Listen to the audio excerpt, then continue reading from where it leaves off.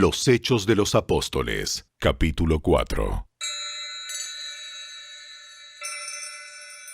Mientras Pedro y Juan le hablaban a la gente, se vieron enfrentados por los sacerdotes, el capitán de la guardia del templo y algunos de los saduceos. Estos líderes estaban sumamente molestos porque Pedro y Juan enseñaban a la gente que hay resurrección de los muertos por medio de Jesús. Los arrestaron y, como ya era de noche, los metieron en la cárcel hasta la mañana siguiente. Pero muchos de los que habían oído el mensaje lo creyeron, así que el número de creyentes ascendió a un total aproximado de 5,000 hombres, sin contar a las mujeres y a los niños. Al día siguiente, el concilio, integrado por todos los gobernantes, ancianos y maestros de la ley religiosa, se reunió en Jerusalén.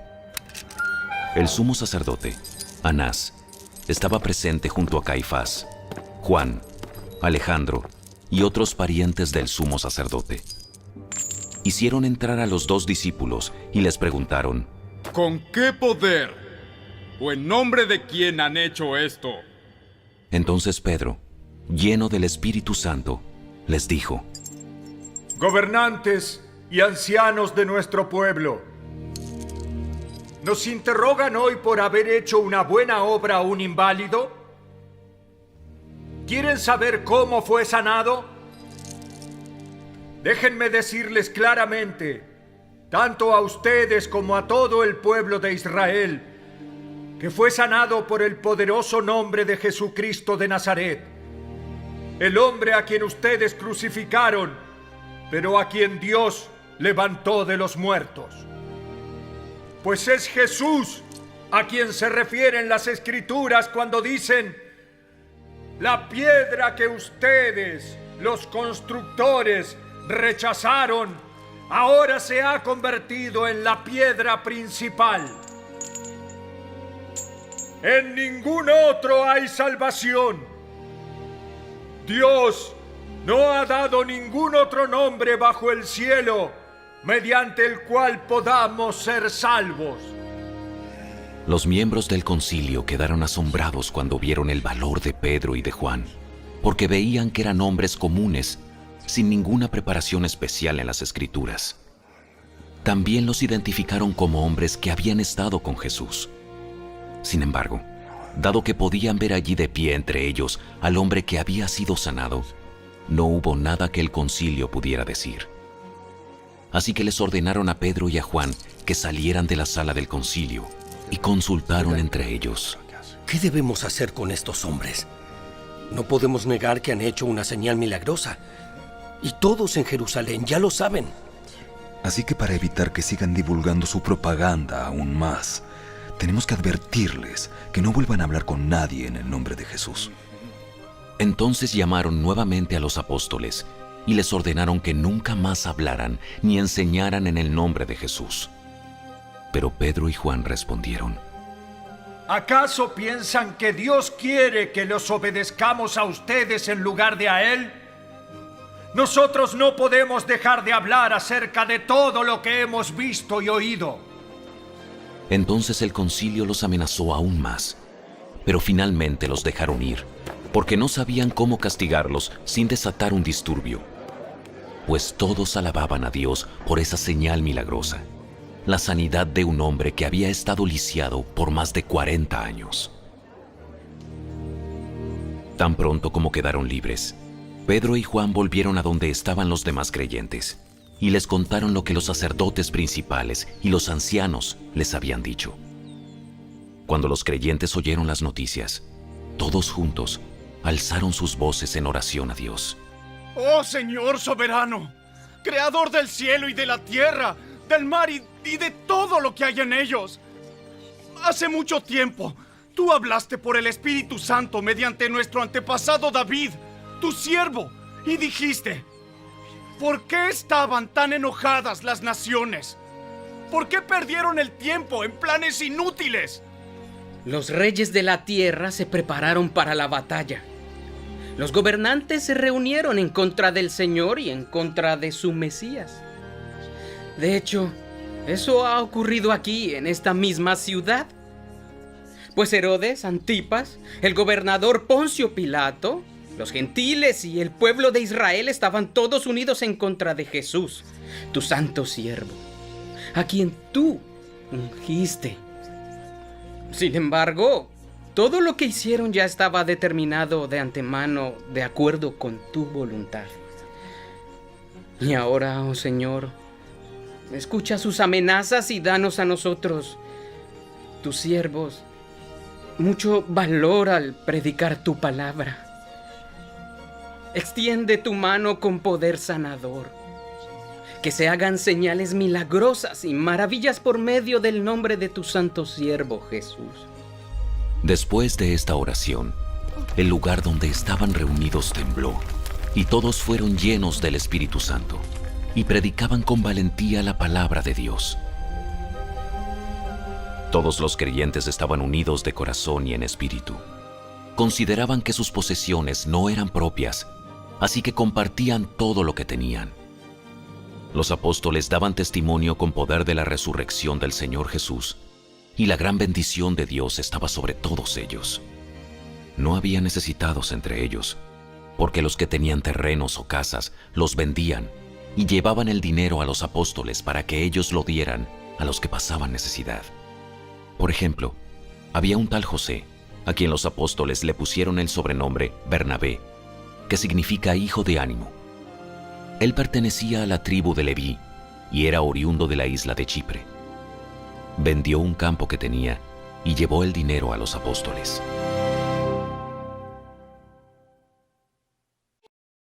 Los Hechos de los Apóstoles, capítulo 5. Había cierto hombre llamado Ananías, quien junto con su esposa Zafira vendió una propiedad y llevó solo una parte del dinero a los apóstoles, pero afirmó que era la suma total de la venta. Con el consentimiento de su esposa, se quedó con el resto. Entonces Pedro le dijo: Ananías, ¿por qué has permitido que Satanás llenara tu corazón? Le mentiste al Espíritu Santo y te quedaste con una parte del dinero. La decisión de vender o no la propiedad fue tuya. Y después de venderla, el dinero también era tuyo para regalarlo o no. ¿Cómo pudiste hacer algo así? No nos mentiste a nosotros, sino a Dios. En cuanto Ananías oyó estas palabras, cayó al suelo y murió. Todos los que se enteraron de lo sucedido quedaron aterrados. Después, unos muchachos se levantaron, lo envolvieron en una sábana, lo sacaron y lo enterraron. Como 3 horas más tarde, entró su esposa sin saber lo que había pasado. Pedro le preguntó: ¿Fue este todo el dinero que tú y tu esposo recibieron por la venta de su terreno? Sí, ese fue el precio. ¿Cómo pudieron ustedes dos siquiera pensar en conspirar para poner a prueba el Espíritu del Señor de esta manera? Los jóvenes que enterraron a tu esposo están justo afuera de la puerta. Ellos también te sacarán cargando a ti. Al instante, ella cayó al suelo y murió. Cuando los jóvenes entraron y vieron que estaba muerta, la sacaron y la enterraron al lado de su esposo. Gran temor se apoderó de toda la iglesia y de todos los que oyeron lo que había sucedido. Los apóstoles hacían muchas señales milagrosas y maravillas entre la gente, y todos los creyentes se reunían con frecuencia en el templo, en el área conocida como el Pórtico de Salomón. Pero nadie más se atrevía a unirse a ellos, aunque toda la gente los tenía en alta estima.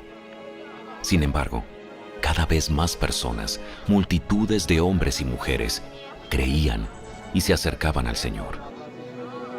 Como resultado del trabajo de los apóstoles, la gente sacaba a los enfermos a las calles en camas y camillas para que la sombra de Pedro cayera sobre algunos de ellos cuando él pasaba. Multitudes llegaban desde las aldeas que rodeaban a Jerusalén y llevaban a sus enfermos y a los que estaban poseídos por espíritus malignos, y todos eran sanados. El sumo sacerdote y sus funcionarios, que eran saduceos, se llenaron de envidia. Arrestaron a los apóstoles y los metieron en la cárcel pública. Pero un ángel del Señor llegó de noche abrió las puertas de la cárcel y los sacó. Luego les dijo: Vayan al templo y denle a la gente este mensaje de vida. Así que al amanecer, los apóstoles entraron en el templo como se les había dicho y comenzaron a enseñar de inmediato. Cuando llegaron, el sumo sacerdote y sus funcionarios convocaron al Concilio Supremo, es decir, a toda la asamblea de los ancianos de Israel. Luego mandaron a sacar a los apóstoles de la cárcel para llevarlos a juicio. Pero cuando los guardias del templo llegaron a la cárcel, los hombres ya no estaban. Entonces regresaron al concilio y dieron el siguiente informe. La cárcel estaba bien cerrada. Los guardias estaban afuera en sus puestos. Pero cuando abrimos las puertas, no había nadie. Cuando el capitán de la guardia del templo y los sacerdotes principales oyeron esto, quedaron perplejos y se preguntaban en qué iba a terminar todo el asunto. Entonces alguien llegó con noticias sorprendentes. Los hombres que ustedes metieron en la cárcel están en el templo enseñando a la gente.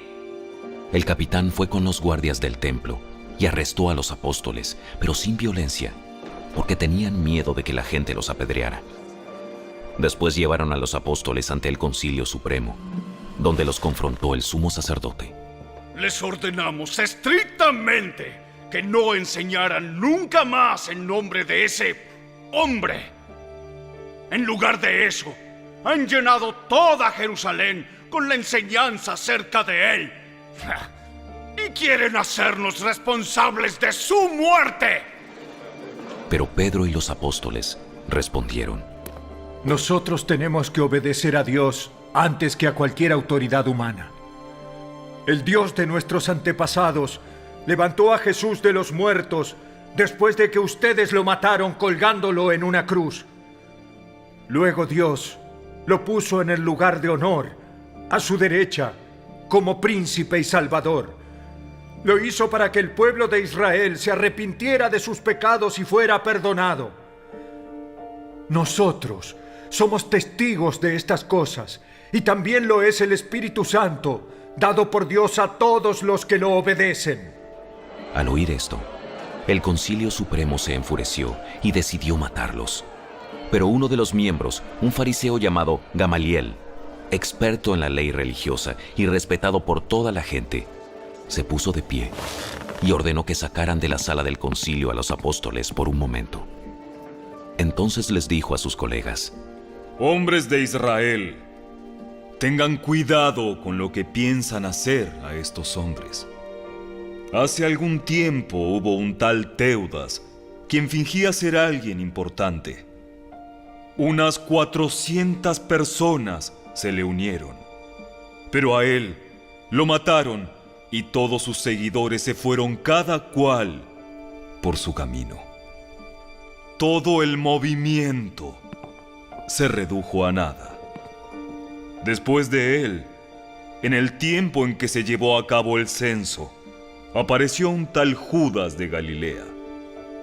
Logró que gente lo siguiera, pero a él también lo mataron, y todos sus seguidores se dispersaron. Así que mi consejo es que dejen a estos hombres en paz. Pónganlos en libertad. Si ellos están planeando y actuando solo por su propia cuenta, pronto su movimiento caerá. Pero si es Dios, les será imposible detenerlos. Hasta puede que ustedes se encuentren peleando contra Dios. Los otros miembros aceptaron su consejo. Llamaron a los apóstoles y mandaron que los azotaran. Luego les ordenaron que nunca más hablaran en el nombre de Jesús y los pusieron en libertad. Los apóstoles salieron del Concilio Supremo con alegría, porque Dios los había considerado dignos de sufrir deshonra por el nombre de Jesús. Y cada día, en el templo y casa por casa, seguían enseñando y predicando este mensaje: Jesús es el Mesías.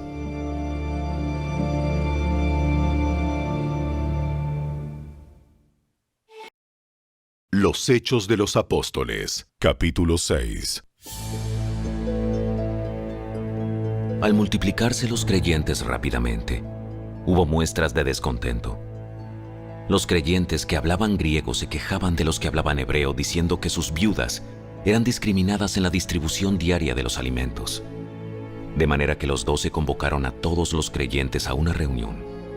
Dijeron: Nosotros los apóstoles deberíamos ocupar nuestro tiempo en enseñar la palabra de Dios y no en dirigir la distribución de alimento. Por lo tanto, hermanos, elijan a 7 hombres que sean muy respetados, que estén llenos del Espíritu y de sabiduría. A ellos les daremos esa responsabilidad. Entonces nosotros, los apóstoles, podremos dedicar nuestro tiempo a la oración y a enseñar la palabra. A todos les gustó la idea y eligieron a Esteban, un hombre lleno de fe y del Espíritu Santo, a Felipe, a Prócoro, a Nicanor, a Timón, a Parmenas y a Nicolás de Antioquía, quien anteriormente se había convertido a la fe judía. Estos 7 hombres fueron presentados ante los apóstoles, quienes oraron por ellos y les impusieron las manos. Así que el mensaje de Dios siguió extendiéndose. El número de creyentes aumentó en gran manera en Jerusalén, y muchos de los sacerdotes judíos también se convirtieron. Esteban, un hombre lleno de la gracia y del poder de Dios, hacía señales y milagros asombrosos entre la gente. Cierto día, unos hombres de la sinagoga de los esclavos liberados, así la llamaban, comenzaron a debatir con él. Eran judíos de Cirene, Alejandría, Cilicia y de la provincia de Asia. Ninguno de ellos podía hacerle frente a la sabiduría y al espíritu con que hablaba Esteban. Entonces persuadieron a unos hombres para que dijeran mentiras acerca de Esteban. Ellos declararon: Nosotros lo oímos blasfemar contra Moisés y hasta contra Dios. Esto provocó a la gente, a los ancianos y a los maestros de la ley religiosa. Así que arrestaron a Esteban y lo llevaron ante el Concilio Supremo. Los testigos mentirosos dijeron: Este hombre siempre habla contra el Santo Templo y contra la ley de Moisés. Lo hemos oído decir que ese tal Jesús de Nazaret destruirá el templo y cambiará las costumbres que Moisés nos transmitió. En ese momento, todos los del Concilio Supremo fijaron la mirada en Esteban, porque su cara comenzó a brillar como la de un ángel.